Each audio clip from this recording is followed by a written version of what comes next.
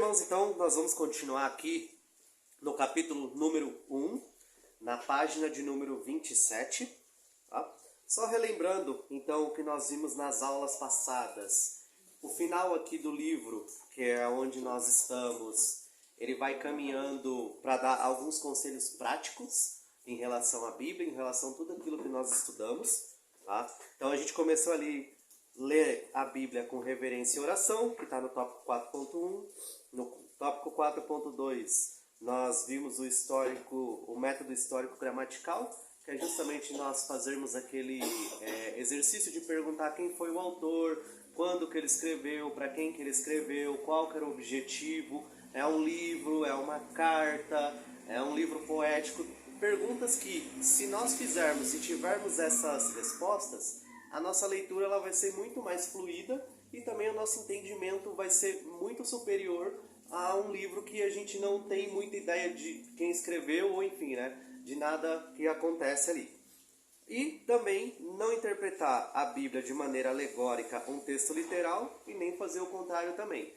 Nós vimos que tem textos que sim, eles são figurativos, que Jesus utiliza figuras para passar uma mensagem, e também tem textos que são literais. Então a gente não pode desrespeitar um texto literal ou figurativo, porque senão nós estamos aí bem encaminhados para cometer um erro teológico, e nós sabemos que algumas heresias e algumas seitas, inclusive, utilizam desse tipo de método para ali fazer com que o seu ensino errado tenha algum grau vamos dizer assim, de credibilidade, tá? Então, aqui no tópico 4.4, alguém pode... Oi, pode falar. Deixa eu só fazer um apêndice que eu marquei. Veja, a questão da interpretação alegórica, da interpretação literal, o que acontece? Na Bíblia, existem figuras de linguagem. Por exemplo, amontoai brasas vivas. Quando você ora pelo inimigo, você está amontoando brasa viva na cabeça dele. Isso é uma figura de linguagem. Então, sempre a interpretação de uma figura de linguagem, ela tem que ser dentro do bom senso. Por exemplo, se a tua mão te faz pecar, corta a mão. O que o bom senso fala? Arranca o olho. Está mostrando que é você eliminar aquilo que é pecado. O que as pessoas fazem? Existem, infelizmente, na história, pessoas que pegou uma figura de linguagem, interpretou de uma maneira absurda, e aí foi gerada uma heresia, foi gerada uma distorção. Então, mesmo quando é figura, sim, tem que ser dentro do bom senso. Tá? Eu até marquei a lápis aqui na minha coisa para falar hoje. Mas... E mesmo quando é figurativo, existe algum princípio que Jesus quer ilustrar com aquilo. É que às vezes, por exemplo, numa linguagem da época, aquilo ali fazia sentido. Então, por exemplo, fazia sentido Jesus Cristo nos comparar com ovelhas. Hoje a gente olha, a gente não sabe o que é pastorear uma ovelha e nem o comportamento de uma ovelha. Mas numa sociedade como aquela, muitos sabiam disso, e os que não sabiam, não tiveram contato, tinham pelo menos uma noção. Então sempre essas figuras de linguagem, elas guardam um princípio, e elas têm algo que Jesus Cristo quer falar, que aí sim é literal. Porém, ele fala também em figuras, assim como uma outra parte da Bíblia também vai ter uma figura. Antigamente, você falou lá no interior, a gente era aquela figura de cortar a mão, o olho, figura no cara que ele vai cortar de verdade, tirar o olho para não ficar pecado. Isso aí. Se não ficar bem, o cara, antigamente o cara era muito sério, vou ficar sério. Sim. Verdade, isso aí. Na página 27, no tópico 4.4. Alguém poderia ler, por favor? Meu bem.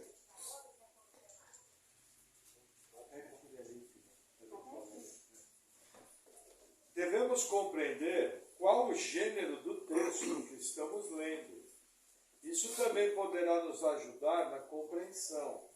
Devemos examiná-lo e descobrir: é um evangelho ou uma carta, um texto apocalíptico ou provérbios? Descobrir isso é importante, pois cada tipo de texto tem suas particularidades literárias. Então, aquele exercíciozinho que nós fizemos, ele ajuda, né, simplesmente nessa compreensão também. Aqui ele está citando aqui o exemplo dos evangelhos ou uma carta, é mais voltado ao Novo Testamento. Então, se nós pegarmos ali o Novo Testamento, grande parte dele são cartas pastorais ali, né? Então você tem um problema e aí, de alguma forma, é enviada uma carta por algum dos apóstolos para aquele problema específico ou para os problemas específicos que uma igreja pode estar ali enfrentando. Assim como também os evangelhos são 4. Eles contam a história de Jesus Cristo, cada um ali numa ótica um pouquinho diferente, cada um contando do seu jeito. Então nós temos também essa divisão, principalmente ali dentro do Novo. Quando é no Antigo Testamento, aí nós falamos, né? Às vezes é um pouquinho mais complexo, porque o Antigo Testamento ele tem mais gêneros literários e ele também tem uma gama maior de textos ali, principalmente voltado à cultura judaico-cristã. Que a gente não tem muito, a cultura judaica, né? Que a gente não tem, às vezes, tanta familiaridade assim, pela distância até mesmo de datas. Então, é bem importante a gente compreender qual que é o estilo literário do texto. Uma coisa importante, fazer um apêndice. Por exemplo, aqui fala provérbios. Então, assim, existe um provérbio que fala o seguinte: ensina o teu filho no caminho, para quando ele for grande não se desvie dele, ok? Tá.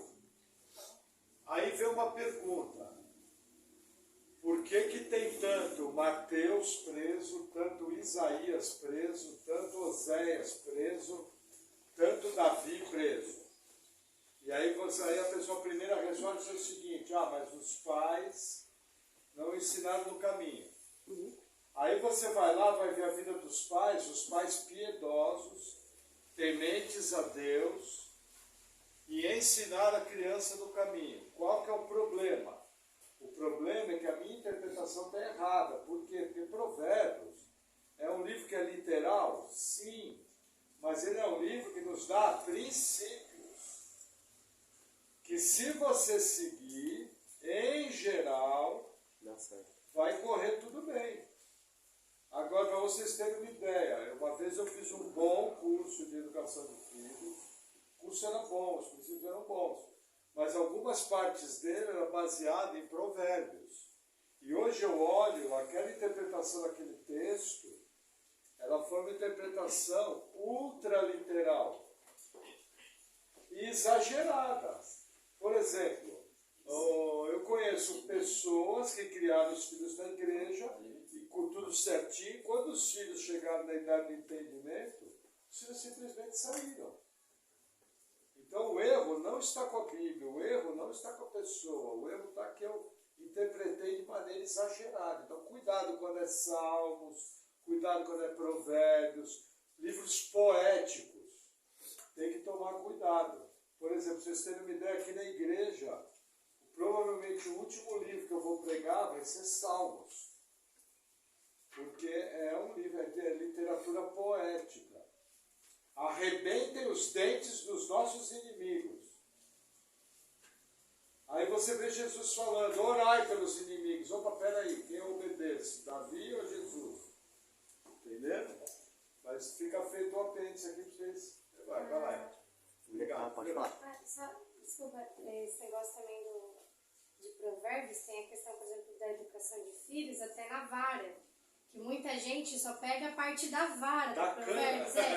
Não, que daí a gente já conviveu com pais, assim, é uma nova etapa na nossa vida com pais. Uma coisa que a gente percebe é que daí a galera só pega a parte da vara. E aí o filho fez qualquer coisa, disciplina. Só que esquece de toda a parte da instrução, que são 28 capítulos, 31 capítulos de instrução. Sim. E a galera descarta, mas a vara tá lá. E a educação bíblica, né, que a gente estava comentando até nos cafés teológicos, ela é a disciplina e instrução. Mas normalmente a gente se foca numa coisa só, esquece do conjunto da obra, né? Sim. E aí onde eu ia abordar isso que o Maurício falou aqui no próximo tópico, que é o 4.5. Lembre-se que a Bíblia não se contradiz. Alguém pode ler, por favor? Eu leio. Devemos entender que a Bíblia não se contradiz. Quando encontramos nela aparentes contradições, provavelmente trata-se de um desses problemas. Interpretação, possivelmente nós estamos interpretando erroneamente o texto, ou tradução. O tradutor pode ter utilizado uma palavra que não corresponde ao sentido correto determinado da passagem. Então, se nós encontrarmos aí uma parte da Bíblia que se contradiz, ou que nem o Maurício falou, né, a aplicação nós não vemos na prática, é porque provavelmente nós não entendemos, né, é um problema nosso, porque a Bíblia ela não se contradiz. E aí quando eu estava falando em Provérbios, a gente vai ver um pouquinho mais para frente aqui também no final, que a revelação ela é progressiva. Então imagina que o autor de Provérbios, ele não conhecia o Evangelho, ele não conhecia Jesus, ele não conhecia as cartas paulinas. O que ele conhecia? A lei e seus princípios. E pela lei e seus princípios, o que ele estava falando, opa, realmente, é isso aí se aplica. Hoje nós extraímos esses princípios, nós falamos assim, não, se nós aplicarmos isso no nosso filho, né, aplicarmos ali o ensino, se nós fizermos isso, provavelmente o nosso filho vai manter isso, né, em geral, porém isso não é uma promessa feita diretamente a nós, ou então não existe uma promessa falando assim, não, se eu ensinar isso para o meu filho, eu tenho a garantia de uma promessa que, né, feita por Jesus Cristo, que isso vai dar certo. Eles tinham. Porém, a revelação ela é progressiva. Então, às vezes, a gente lê um texto e a gente toma aquele princípio ou aquela promessa que Deus fez e a gente aplica na nossa vida. Né? E é normal que às vezes nós passamos isso. Porém, quanto mais relacionamento que nós tivermos nas Escrituras e quanto mais nós lemos, mais nós vamos compreender, né, essas distinções. Que tem promessas, por exemplo, que a gente citou aqui, Deuteronômio 28, bênçãos e maldições.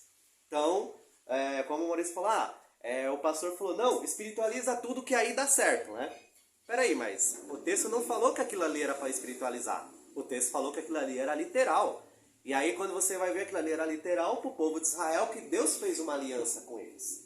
Então, a Bíblia, ela tem essa progressão da revelação. E a gente não pode pegar um texto, por exemplo, que nem a gente falou de Provérbios, e achar que tudo aquilo aplica, porque até mesmo se a gente for fazer esse exercício que nós falamos aqui do método histórico-gramatical, quem que foi que escreveu Provérbios? Salomão.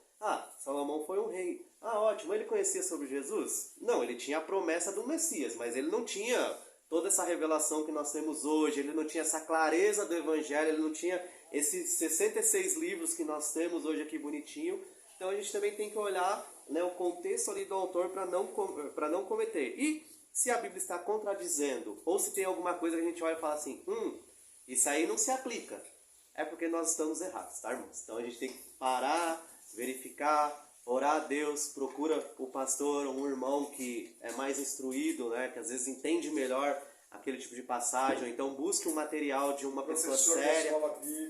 Professor da escola bíblica. Então busque um material sério que provavelmente suas dúvidas serão sanadas. Obrigado, amor. Vamos lá. Tópico 4.6. Alguém pode ler ele, vai ali do começo, né, um outro, até o mesmo tema. A primeira estrofe inteira, por favor. Eu leio. Um outro princípio importante é que a Bíblia interpreta a própria Bíblia. O teólogo batista do século XVII, Nehemiah Oshie, afirmou: o melhor intérprete do Antigo Testamento é o Espírito Santo falando conosco através do Novo Testamento. Ou seja, textos posteriores que fazem uso de textos anteriores lançam luz interpretativa sobre eles. E quando a Escritura interpreta a si mesma, ela o faz de maneira infalível. Além disso, se encontrarmos passagens obscuras, elas devem ser lidas à luz de passagens mais claras sobre o mesmo tema. Amém. Então, como ele está falando aqui, o Antigo Testamento e o Novo Testamento, eles se relacionam de uma forma que esse livro ele tem que ser lido, ele tem que ser levado como um todo. A gente não pode ficar extraindo passagens, principalmente aquelas que são mais difíceis e que às vezes a gente não tem uma aplicação apenas naquela passagem, porque provavelmente a gente vai cometer um erro. Então é bem interessante, porque o Novo Testamento, a gente vai vendo, por exemplo, as citações de Jesus e dos próprios apóstolos, eles estão trazendo e chamando textos do Antigo Testamento. e eles estão fazendo isso e revelando ali o progresso da revelação do Evangelho através desses textos. Então a gente vê essa harmonia completa e perfeita entre o Antigo e o Novo Testamento. É por isso que nós não podemos, às vezes, colocar aquele óculos que a gente fala, né? Ah, não, eu leio a Bíblia desse jeito, eu sou, sei lá, aliancista. Então, tudo que está no Antigo Testamento está no Novo, e aí, enfim, o que eu não consigo explicar, eu espiritualizo. Ou então, você pega alguns que a gente chama de dispensacionalistas clássicos, que são mais radicais. Ah, não, o que vale é o Novo. A gente pega o Antigo Testamento e desconsidera todo ele. Então, são duas coisas que podem atrapalhar muito, né, a nossa leitura bíblica. E, mais uma vez, toda vez que a gente lê ou interpreta um texto errado, nós podemos cair num erro teológico, tá? E isso, para mais, quando não uma heresia, né, que é uma coisa pior, ok? Vamos fazer uma parte. Por exemplo, ó, Salmo 110 vai falar do reino do Messias. Não precisam abrir. Ó, disse o Senhor ao meu Senhor: assenta-te à minha mão direita, até que ponha os teus inimigos por escabelo dos teus pés. Esse salmo, quem escreveu foi Davi. Esse salmo se aplica ao Messias. Está lá a referência em Mateus 22 e em Marcos 12. Então, para vocês entenderem as linhas de interpretação. Por exemplo, os irmãos aliancistas, que são os presbiterianos, os metodistas, eles pegam o significado de Mateus 22 e aplicam em toda a Bíblia. Então, quando eles leem esse salmo, eles veem apenas o Messias aqui. Tá? Os irmãos dispensacionalistas clássicos, eles veem apenas mais ligado ao Antigo Testamento. Nós também somos dispensacionalistas, mas é uma linha mais intermediária. É o que a gente chama de dispensacionalismo progressivo. Então, o que a gente entende? Quando Davi escreveu aqui o Salmo, ele estava falando dele, do reinado dele. Ele até poderia desconfiar, por causa da inspiração, que isso aqui poderia ter a ver com algum personagem à frente, poderia até ter a ver com o Messias. Agora, como dispensacionalista progressivo, quando eu vejo lá Mateus 22 falando o mesmo texto, o que acontece? É como se fosse a referência maior. Então, o que acontece? Um soma o outro. Quando eu leio aqui no Salmo, eu entendo que Davi está falando dele mesmo, do reinado dele, mas também está falando do reinado do Messias. E quando eu leio lá no futuro, palavras do próprio Jesus, eu entendo, é verdade, Davi, além de estar falando dele, estava falando do Messias. Então é uma somatória. Isso traz uma série de vantagens teológicas, porque eu não preciso forçar o significado do texto. Entendeu? Se eu vou lá, sou taxativo, porque, veja, eu tenho que entender que cada escritor na sua época estava falando num contexto, numa situação. Entendeu? Por isso que a gente tem que entender que os textos se somam. E um texto mais simples ajuda a entender um texto mais complicado. Amém? Vai lá. Eu vou ler agora aqui professor. Filipenses 4, do 10 ao 13, porque tem a ver com a próxima estrofe. Ora, muito me regozijei no Senhor, por finalmente reviver a vossa lembrança de mim, pois já tinhais lembrado, mas não tinhas tido oportunidade. Não digo isto como por necessidade. Aí olha só o que o texto está falando. Porque já aprendi a contentar-me com o que tenho. Sei estar abatido e sei também ter abundância. Em toda maneira, em todas as coisas estou instruído, tanto a ter fartura como a ter fome, tanto a ter abundância como padecer a necessidade. E aí vem um versículo que é totalmente tirado do contexto. Posso todas as coisas em Cristo que me fortalece. Então, se a gente lê, eu nem estou lendo todo o texto. Eu li aqui 4 versículos, que é até pouco, se você for olhar, né? Se eu fosse honesto mesmo, eu teria que ler todo o texto, porque aí a gente está vendo tudo que Paulo está discorrendo. Só que só lendo esses 4 versículos, eu posso ver que esse último versículo aqui que eu li, ele faz, né, parte de um contexto. Então, gostaria que alguém lesse ali. Pode ler a segunda estrofe, que vai falar justamente dessa distorção desse texto, que infelizmente é um dos textos mais clássicos, assim, talvez que as pessoas pegam e acabam aí aplicando ele de maneira errada. Onde? Mas? Não, sempre. Sempre. Então, Isso, sempre e até passagem. Pode ler tudo. Sempre devemos observar o contexto, ler os versículos anteriores e posteriores, e o que os outros livros das Escrituras dizem sobre o assunto em questão. Isso porque interpretar textos isolados fora do contexto pode ser perigoso. Por exemplo, muitas pessoas utilizam a frase "tudo posso naquele que me fortalece", Filipenses 4,13, como um texto isolado, referindo-se a tudo posso conquistar ou tudo posso conseguir. Mas, ao observarmos o contexto da passagem, entendemos que Paulo afirma nos versos anteriores que aprenderam a estar contente em qualquer situação, tanto a passar necessidade quanto a ter fartura. Logo, notamos que o texto se refere a tudo posso suportar. Sendo assim, se ignorarmos o contexto, perdemos o significado original da passagem. Então, aqui mostra a importância de nós entendermos ali o contexto e não ficar falando versículos isolados, porque principalmente se a gente não tem muita familiaridade com a Bíblia, ou tem muito pouca familiaridade com a Bíblia, é bem provável que a gente vá tirar uma aplicação errada que o texto está falando. E aí, já vou emendar ali no 4.7, quanto mais familiaridade nós tivermos com a Bíblia, quanto mais nós lermos e entendermos, a gente entende que a revelação, ela é um progresso, ela faz parte de um todo. Então, às vezes a gente está lendo um texto, por exemplo, um texto que eu gosto muito, o texto de Balaão.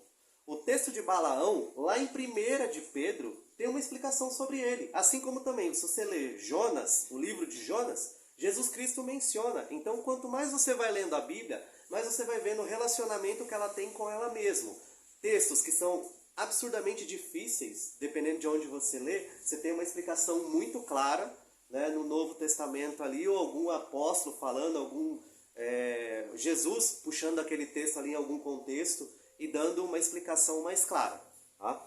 Então é bem importante nós entendermos que a Bíblia é um livro que a gente chama de ascendente, ou seja, ela começa ali, com Deus se revelando como Criador, e ela vai subindo, e Deus vai se revelando cada vez mais e mais. Até que quando chega em Jesus, essa revelação é como se fosse o ápice dela. A gente alcançou o cume da montanha. Né? Agora nós estamos vendo o que Deus prometeu ali todo no Antigo Testamento e como esse plano de redenção chega em Jesus e como Jesus cumpre de maneira perfeita e mostra a nossa incapacidade, né, lá desde o Éden, de cumprirmos esse padrão moral que Deus exige. Então, é bem legal quando a gente vê a Bíblia como um livro como um todo, e principalmente, quanto mais nós relacionarmos com ela, quanto mais nós lermos e buscarmos conhecimento, a gente vai estar munido principalmente naqueles textos que às vezes são textos bastante complicados. Então, eu gostaria que alguém lesse ali o tópico 4.7, que a primeira estrofe começa outro ponto e até ali a pergunta da redenção. Por gentileza, se alguém puder ler. Outro ponto é que devemos considerar o processo da revelação, isto é, a sequência dos acontecimentos registrados na Bíblia, à luz do seu enredo completo. Disse aspecto, trata-se de compreendimentos onde se encontra o texto que estamos lendo, em que momento da revelação está localizado no grande quadro da Bíblia, antes ou depois da queda. no Antigo ou no Novo Testamento? De que maneira ele se relaciona com a grande história da redenção? Amém. Às vezes um problema que nós vemos, que as pessoas também começam a exagerar nesse tipo de coisa, é querer ver Jesus Cristo em todas as passagens do Antigo Testamento. Tem passagem que é claro, porque o Novo Testamento ele traz. Então, por exemplo, existe uma passagem que eu acho ela muito bonita, porque o Novo Testamento vem falar, vem dar uma revelação sobre ela. O povo de Israel começa a reclamar, então vem uma praga de serpente e começa a morder todo mundo. E aí Deus pega e fala para Moisés, né, construir ali estacar uma madeira ali, colocar uma serpente de bronze, e as pessoas que olhassem para aquela serpente, aquela doença ali, né, por causa da picada, iria ser curada.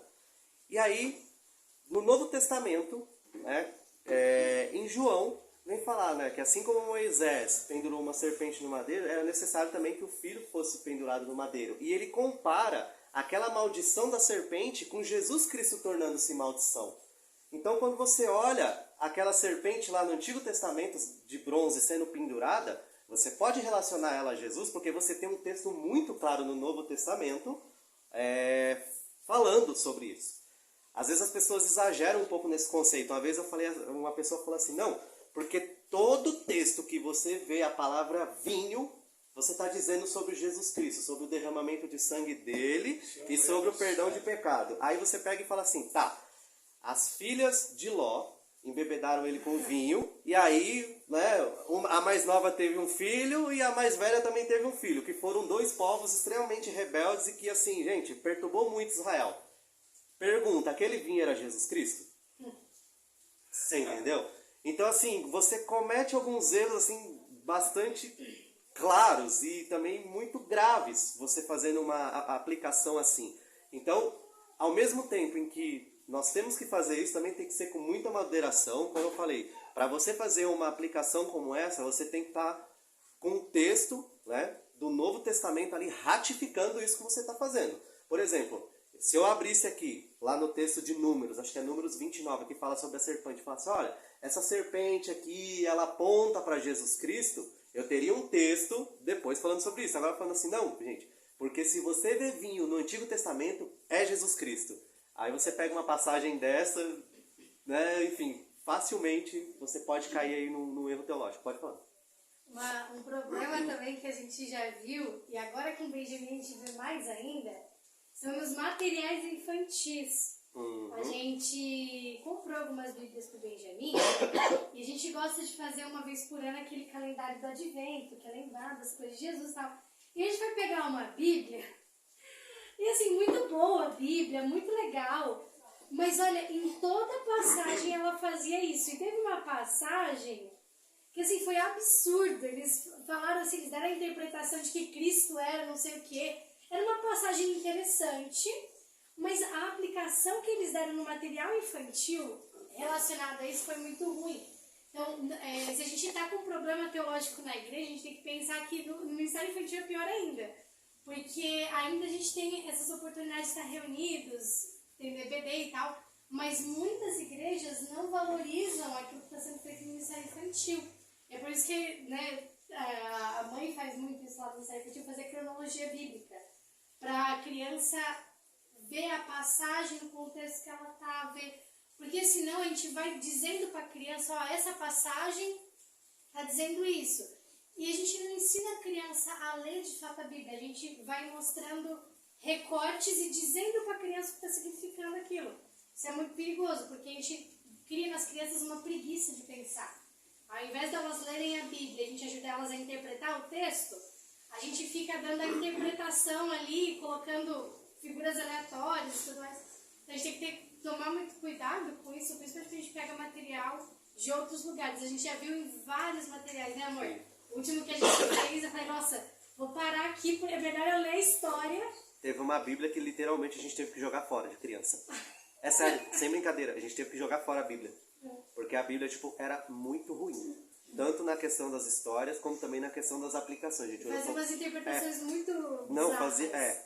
era bizarro. Essa é a palavra, bizarro. Então aproveitem e expliquem rapidamente, em meia dúzia de palavras, Calendário do Advento é um calendário que começa no dia 31 de novembro até... Oi? De dezembro, desculpa, até o dia 1 de janeiro. Ele conta toda a história, desde lá do Éden até o nascimento de Jesus, tá? Enfim, através de histórias ali de personagens bíblicos. E aí o ápice dele seria o nascimento de Jesus, que seria no dia 25 de dezembro, que seria a comemoração do Natal. Então, Lembra aquilo que eu comento, que tem uma série de coisas boas que nenhum de nós foi ensinado corretamente? O calendário do Advento era algo que tinha que ser ensinado assim que você chegou na igreja, para você passar para os seus filhos. Quando chegasse primeiro, porque veja, todo mundo sabe que Jesus não nasceu 25 de dezembro, não importa, é a data que é comemorada. Então o que acontece? Fazer o calendário do Advento na sua casa marca o ano, é uma identidade cristã, é marca de igreja protestante, entendeu? Isso era uma coisa que é que nem aquela história de culto no lar, que nem a história de ler Bíblia todo dia, que nem aquela história de ter grupo de oração. São tudo práticas cristãs que a gente precisa cultivar, entendeu? Aí o calendário do Advento, ele dá um bom resumo para a criança, desde Éden.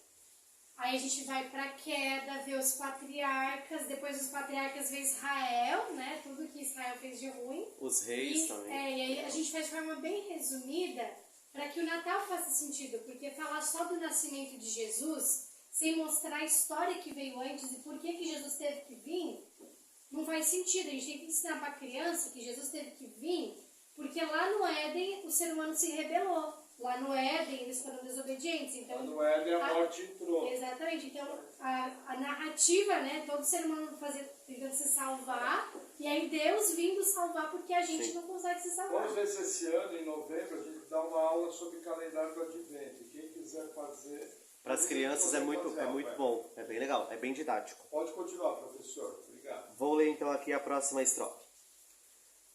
Observar esse ponto é importante, pois alguns eventos bíblicos marcam certas mudanças que podem influenciar nossa compreensão de determinadas passagens bíblicas. Por exemplo, da queda. A condição do ser humano era diferente do que seria posteriormente. Se interpretássemos que os seres humanos hoje estão nas mesmas condições de Adão antes de Gênesis 3, que é o texto da queda, cometeríamos erros terríveis por não considerarmos as consequências do seu pecado para a humanidade. Então o que ele está dizendo aqui? Se a gente considerar que o ser humano nasce bom ou não tem pecado, nós estamos cometendo um erro terrível, porque a gente sabe que depois do pecado de Adão e Eva, toda a criação, infelizmente, sofreu a consequência desse pecado, né? Não só os humanos, mas a criação como um todo também. Tanto que Jesus Cristo, ele vem e redime tanto aqueles que ele chamou para a eternidade passada, como também ele vai redimir toda a criação que foi afetada pelo pecado. Vamos explicar rapidamente. Veja, o que acontece? Grande maioria dos evangélicos tem uma visão que é uma heresia chamada pelagianismo. Teve um camarada, um escocês chamado Pelágio, que ele defendia o seguinte: o homem nasce bom, o homem nasce neutro. A sociedade é que corrompe o homem. Então, pelo homem nascer neutro, ele pode sozinho escolher a Deus. Por que isso é heresia? Porque Paulo, em Romanos 3, vocês conhecem o texto, fala: não há quem busque, não há quem entenda, não há quem faça o bem, todos os pecados estão destituídos da glória de Deus. Esse Pelágio foi combatido por Santo Agostinho. Agostinho é um dos maiores teólogos da igreja. Ele foi roubado pela igreja católica, mas Agostinho é um dos maiores teólogos da igreja. Aí o que acontece? Tem o segundo grupo de igrejas, que também é muito comum, que é o chamado semi-pelagianismo, que ensina o seguinte: olha, o homem nasce sem pecado, mas quando ele comete o primeiro pecado, mais ou menos assim, quando você chega para a criança e fala: não faz isso, ela levanta a mão para você, pecou. Naquele momento, para o semi-pelagianismo, homem se torna pecador. Mas ele ainda tem a capacidade de sozinho exercer sua vontade e buscar Deus. Aí o que acontece? Tem uma terceira linha. Os arminianos clássicos e os calvinistas entendem o seguinte, que o homem é totalmente depravado. A doutrina da depravação total. Então, o que os arminianos clássicos apenas e os calvinistas, o que entendem? Que é necessário Deus vir e libertar o homem, para o homem crer. No caso, os arminianos entendem que o homem vai crer sozinho, então não concorda com isso. Nós calvinistas entendemos que até o crer vem de Deus. A obra 100% da salvação. Isso é muito importante por quê? Porque a gente, nos nossos evangelismos nas igrejas, a gente quer salvar a turma na machadada. Entendeu? Pega a foice e desce a ripa. Então é muito importante você entender que você está falando com um pecador, é uma parede. Quando você está pregando o plano de salvação para o pecador, se a luz de Deus não brilhar, ele não tem condição de entender. Se ele não for regenerado, ele não tem condição de entender. É loucura. Entendeu? Eu acho importante fazer esse apêndice, professor. Sim. Pode continuar. Além disso, por não considerar o progresso da revelação, alguns grupos religiosos acabam trazendo elementos judaicos para o culto cristão, de modo contrário ao objetivo para que foram instituídos inicialmente. Certas cerimônias e objetos que faziam parte do sacerdócio levítico cumpriam seu papel como sombra do que viria, ou seja, apontavam para Cristo, o mediador da nova aliança. E aí ele dá aqui como fundo Hebreus 8:6. Então isso também acontece. Algumas pessoas trazem alguns elementos judaicos para os cultos, né, nossa aqui como igreja, só que assim, é bem interessante que eles não trazem tudo. Então vamos lá. A gente cumpre, mas cumpre aquilo que a gente quer, ou aquilo que a gente pode.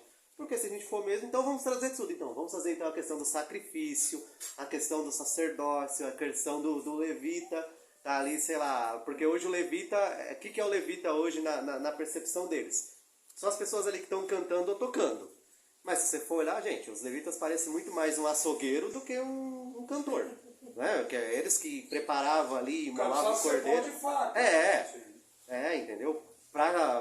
É o que eu tô falando. Parece mais um açougueiro do que um artista, um cantor. Também limpavam, né? A parte de limpar a igreja. Isso, limpa a igreja. Porque depois que você faz o sacrifício, quem fazia era o sacerdote. Isso. E aí o resto dos levitas limpavam. Isso, limpava tudo ali, Porque o sangue que aspergia...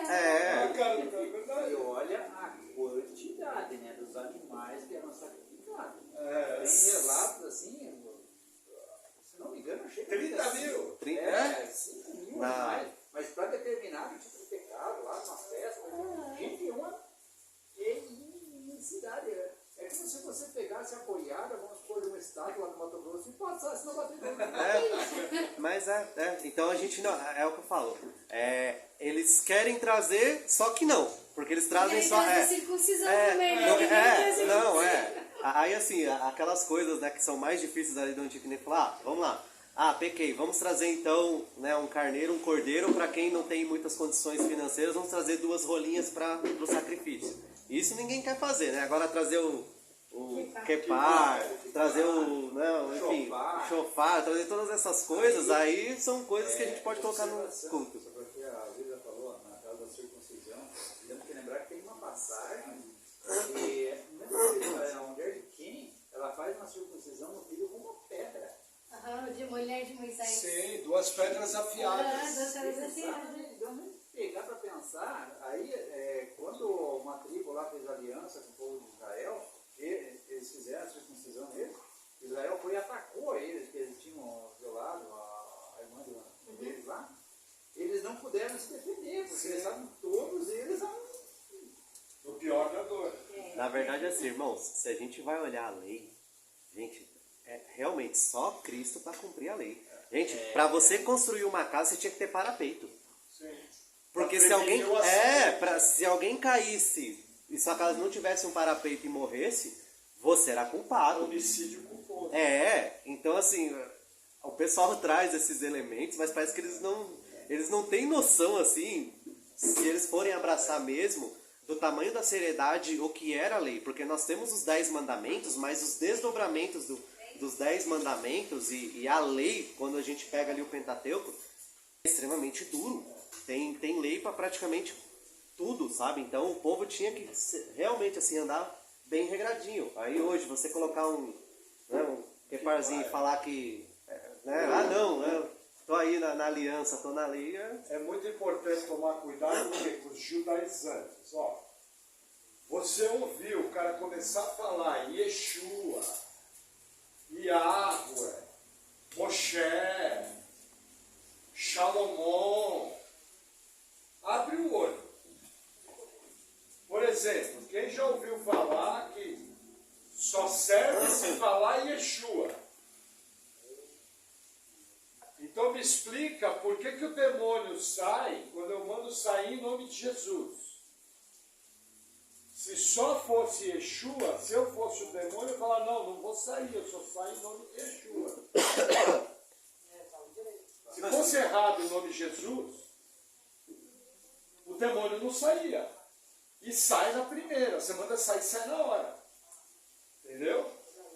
Então assim, tem que tomar muito cuidado, porque hoje em dia eles querem trazer prática judaizante para a igreja. Nós não somos judeu, nós somos gentio. Nós somos cristãos, a gente ama Israel, nós oramos pela paz em Israel, entendemos que Deus tem um plano futuro para os judeus, mas para os judeus eleitos, que vão crer em Jesus. Porque veja, uma das nações mais ímpias que tem na terra hoje é Israel. A maior parada gay do Oriente é Israel. Então, por exemplo, a gente congregou em lugar que eles tocavam shofar, sabe aquela trombeta? Chegava e falava, olha, cuidado quando vai tocar o shofar, precisa tomar cuidado. Eu, por quê? Não, por causa do mundo espiritual. Aí uma vez cheguei para o irmão e falei, mas irmão, onde está isso na Bíblia? Quer tocar shofar porque é legal? Vamos cornetear tudo, mas é uma corneta. O que ela é legal? É legal porque ela é de um chifre de bode lá da Palestina. Só por isso. Entendeu? Por exemplo, kippah, bandeira de Israel. E uma coisa importante, a missa católica tem todos os elementos do culto judaico. A missa católica tem altar. Isso aqui não é altar. A missa católica tem sacerdote. Ele não é um sacerdote, nem eu. A missa católica, toda a missa, Jesus é sacrificado de novo. Toda a missa. Entendeu? Toda a missa católica, Jesus é sacrificado de novo. Entendeu? Então, assim, não existe nada mais judaizante do que a missa católica. Por exemplo, nas igrejas, tem igreja que você não pode subir no púlpito, porque o púlpito é sagrado. Gente, o púlpito é púlpito, pode sentar no púlpito. Entendeu? O púlpito é uma peça de madeira. Tem gente que sacraliza o prédio. Eu lembro uma igreja aqui de Pinhais, uma grande igreja hoje, chegava no sábado, eles limpavam o salão, colocavam 2 traves e jogavam o futebol de salão dentro da igreja. Normal, deveria até alugar, fazer uma renda durante a semana. É um prédio. Entendeu? Teve irmão, quando viu isso, nossa, jogaram futebol dentro da igreja. O local santo, profanaram a igreja. Então, assim, essa questão de judaizante é muito séria. E, ó, vou dar dica para vocês. Começou a ouvir Yeshua. Começou a ouvir Yahweh. Yahweh é a pronúncia que eles tentaram buscar de Jeová. Entendeu? Começou a falar Moshe, abriu o olho. Nós temos gente aqui na igreja que um familiar da pessoa foi criado na igreja, você ter uma ideia, virou judeu. Entendeu? Então, assim, cuidado. E se for um parente seu com jeito, conversa. Fala, ó, fulano, nós somos cristãos. A lei é um espelho, a lei é uma coisa. Então, isso que o Erasmo falou, esse tópico aí é extremamente importante. Fala, João. Falar Yeshua, da onde vem da Bíblia? É que o nome de Jesus em hebraico é Yeshua. Mas lá no país deles pode falar, né? Pode, é lógico, no país Porque você dele. vai para o pessoal alemão lá, tem que falar o nome dele, tá? Não Não, fala. é mais uma questão até mesmo vamos assim, tradução. Por exemplo, nós, Jesus. O inglês vai falar Jesus. Entendeu? É Peter, né? Que eles falam Peter é Pedro. Então, tem, até mesmo dentro da própria linguagem. Ele vai pegar isso, vai falar, ele não pode falar. Não, mas aí se ele for pregar lá, vão traduzir. Isso. Entendeu? Aí é problema. Veja, se o cara me chamar para pregar na Hungria, o cara que se vire para traduzir, eu vou lá, vou pregar em português e acabou. Ele não chamou? Ele que Deus foi. Entendeu? Então, assim, aí é tradução. Mas o problema é que, principalmente no Brasil, tem gente que quer dar uma de espiritual e começa a falar coisa judaica. Gente, nós amamos Israel, oramos por Israel, mas Israel, para ser salvo, tem que crer no Cristo. Se eles não crerem no Cristo, eles vão para o inferno. Esse é o ensinamento bíblico. Sim, porque eles rejeitaram a pedra do fundamento. Né? Sim. Então, é uma coisa assim que nem esse cara que vira o judeu. Se ele vira o judeu, mas não acredita em Cristo, tecnicamente vai para o inferno. Sim. Outra coisa, se você confiar nas obras da lei, você invalidou a cruz. É sério, sério. Salvação por obras é coisa muito séria, é catolicismo romano. Não é só Jesus na cruz, é a cruz mais a lei. É a cruz mais o terno, é a cruz mais a gravata. É a cruz mais ir para a igreja. Isso invalida a obra de Cristo. Fica tudo, joga pela janela. Entendeu, Chasla? Pode encerrar, professor. Então eu vou encerrar por aqui. Semana que vem, se Deus quiser, a gente termina o primeiro capítulo do livro. Tá quase acabando. Não, tá quase acabando. Vai acabar. Então pronto, faz uma oração.